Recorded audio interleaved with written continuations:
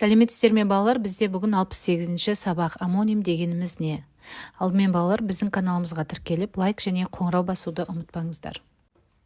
Бүгінгі сабақта амоним сөздерді ажыратамыз және сөйлеуде қолданамыз. Мәтін мазмұны бойынша сұрақтар құрастырамыз. 14-ші жаттығу мәтінді түсініп оқы. Балалар шу ете қалды. Таза жеңіз, жарайсың Ертай. Бәрі Ертайды қаумалап құттықтап жатыр. Алпамыспен ешкімнің жұмысы жоқ. Күресті қызықтап қыздар да тұр екен. Ұят-ай деп ойлады Алпамыс. Қыздардың көзінше жеңіліп қалғанымды қарашы. Сол оқиғадан бері Алпамыс күн сайын жаттығатын болды. Ертаймен қайта күресуге мықтап дайындалып жүр. Қазірдің өзінде Алпамыстың бұлшық еттері білеуленіп, денесі ширығып қалды. Алпамыс намысқой бала, болашақта ел мақтайтын жігіт болатын түрі бар дейді. Енді тапсырмаларды орындаймыз, мәтін мазмұны бойынша бір-біріңе сұрақ қойыңдар және жауап беріңдер дейді. Міне балалар, мәтін мазмұны бойынша біз 4 сұрақ дайындадық.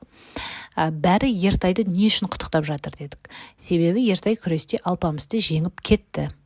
Екінші, Алпамыс не үшін ұялды? Ол қыздардың көзінше жеңіліп қалғанына ұялды. Үшінші, осы оқиғадан кейін Алпамыс қандай әрекетке көшті? Ол күн сайын жаттығып жүр. Төртінші, Алпамыс қандай бала? Алпамыс намысқой бала. Енді балалар мәтіннің атауын мәтінге ат қойды дейді, біз мәтінге намысқой бала деп ат қойдық. Келесі 15-ші жаттығу түс сөзінің әр мағынасына сөйлем құрап жаз дейді. Яғни бірінші мағынасы әртүрлі бояу, екінші мағынасы іс-қимыл атауы екен. Айжан қызыл түсті блокнотты таңдап алды. Абай аттан секіріп түсті. Көрдіңіздер ме балалар? Бұл жерде түсті біріншісінде бояуды білдіріп тұр, екіншісінде етістік болып тұр. Келесі мәліметті оқимыз. Дыбысталуы бірдей, білдіретін мағыналары әр басқа сөздер амоним сөздер деп аталады. Мысалы, алма сөзін алсақ, ол бірдей жеміс, жейтін. Ал екіншісі қимыл атауды білдіреді. Мысалы, сен оны алма, кітапты алма, дәптерді алма деген сияқты.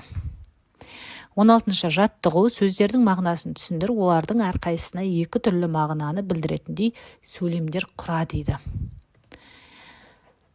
Балалар қараңыздар, бізде бірінші бас деген сөз, адамның дене мүшесі, оған біз ойыншы басымен допты қақпаға дәл кіргізді деп жаздық.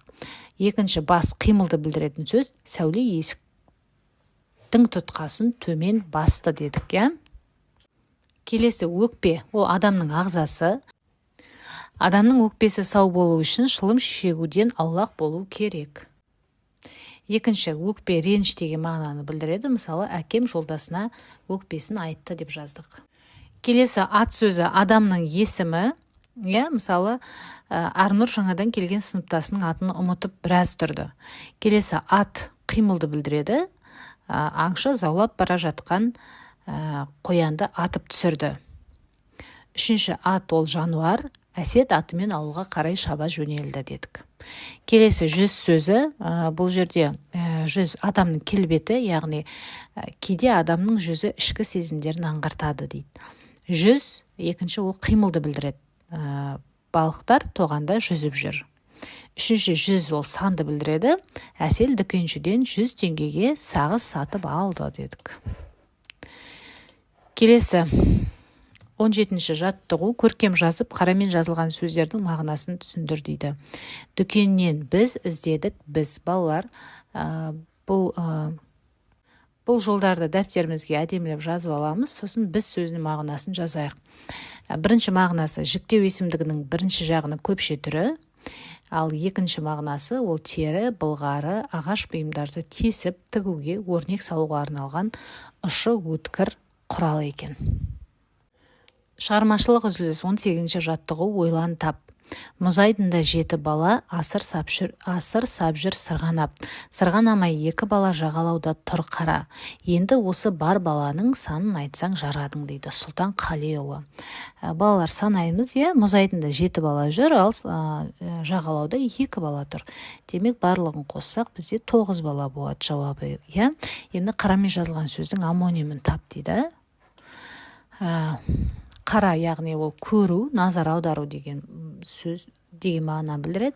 Екінші қара ол түс. Мысалы, қара түсті сөмке деген сияқты. Балалар, осымен сабағымыз аяқталды. Келесі сабақта кездескенше сау болыңыздар.